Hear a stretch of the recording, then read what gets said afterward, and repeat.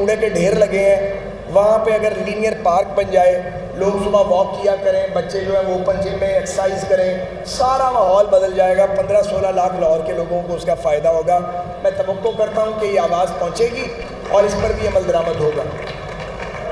اسی طرح جو لاہور ڈیولپمنٹ پیکیج ہے وہ حقیقت یہ ہے، ماننا چاہیے، ایک انقلابی پروگرام ہے اور اس کا کریڈٹ چیف منسٹر پنجاب کو جاتا ہے۔ ہمارے اپنے حلقے میں تقریباً 8.5-9 ارب روپے کے پروجیکٹ ہیں لاہور کینٹ میں، اور وہ واسا کرے گا، ایک ہی ایجنسی کرے گی۔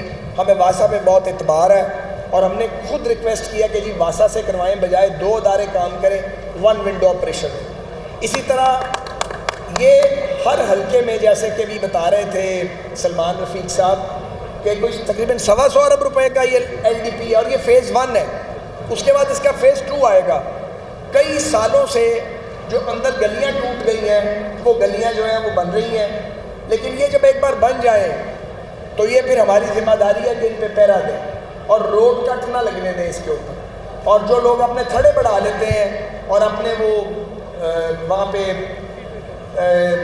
سلوپ بنا لیتے ہیں اور گلی کے اوپر قبضہ کر لیتے ہیں، یہ سب ہم توڑیں گے بنانے سے پہلے، دوبارہ نہیں بننے چاہیے۔ جس کو شوق ہے سیڑھیاں بنانے کا، اپنے گھر کے اندر بنائے، گلی کے اندر سیڑھیاں مت بنائیں۔ گلیوں کو قبضے چھوڑ دیں، راستے کھولیں، راستے بند نہیں ہونے چاہیے، اور اس کے لیے کسی سختی کی ضرورت نہیں ہونی چاہیے، اسے والنٹیئر کرنا چاہیے سب کو۔